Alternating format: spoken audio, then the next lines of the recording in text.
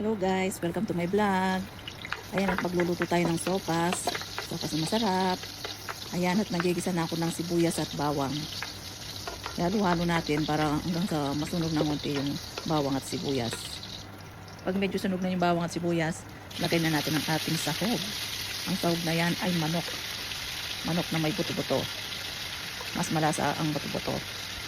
At pag halo-haluin na natin yan, halo ng halo hanggang sa medyo masunog. Masunog lang ng konti. Para basta yung kanyang mga lasa.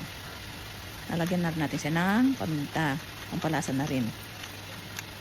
Masarap sa sopas ang paminta. Yan ang isa sa mga ingredients ng sopas. Mas maraming paminta, mas sumasarap ang sopas. Pag halu-haluin na natin, lagyan na rin natin ng asin. Pampalasa rin yan. Oops, pag masyadong marami, para hindi maalat ang ating sopas, halo-halo natin hanggang medyo masunog-sunog na. Ano siya, lalagyan din natin siya ng hipon para mas masarap at mas malasa ang ating sopas. Halo-halo na natin naman ng ote, konti na lang, at maya-maya niyan ay lalagyan na natin ng sabaw. Tubig kahit galing na sa gripo, pwede na. Yan siya, medyo malambot-lambot na, lagyan na natin ng tubig hanggang sa pakuluin na natin ng pakuluin hanggang lumambot na ang ating mga sahog.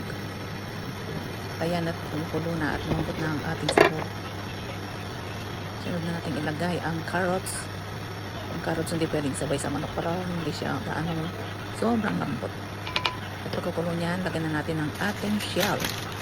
Dalawang klaseng shell ang binili ko. Yung shell na pagrutot yung pagkatug niya at diretsong pagtug yung sopas na isa. Nagdurong yun na yung sopas. Yan, may doon nakiyakisa dun sa isa. Pero sabay lang yun na lalambot. Pakuluin muna natin ang pakuluin hanggang sa lambot din ng shell. Tapan muna natin siya. Karang ilang minuto yan. Malambot na yung ating shell. Nasa inyo kung gusto niyo lagyan pa ng maraming tubig para marami siyang sabaw. O kasi gusto ko sa sopas hindi siya masyadong maraming sabaw para mas malasa.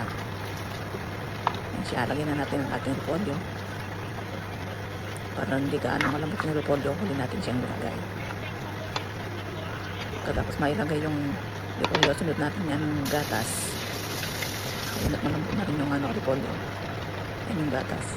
Yan ang gusto kong nilalagay na gatas, malapot at malasa. Yan siya. So, basta niluto ko, wala yung hotdog. Kasi hindi ako nakabili ng hotdog. Tsaka hindi kasi talaga ako pala bili ng hotdog. Kasi umiiwas kami sa sa processed food. Medyo malap din kasi mga hotdog. Kaya hindi ako pala bili. At hindi kami pagkain ng hotdog. Kaya pag nagsopas ako, karamihan walang hotdog. Kapag nailagay ko na yung gatas, hindi ko na yan tinatakpan para hindi buo-buo yung gatas para mas malinamnam.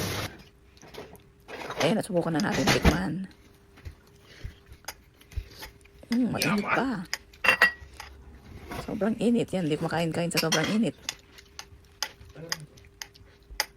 Yan siya, ang sarap na siya. Thanks for watching.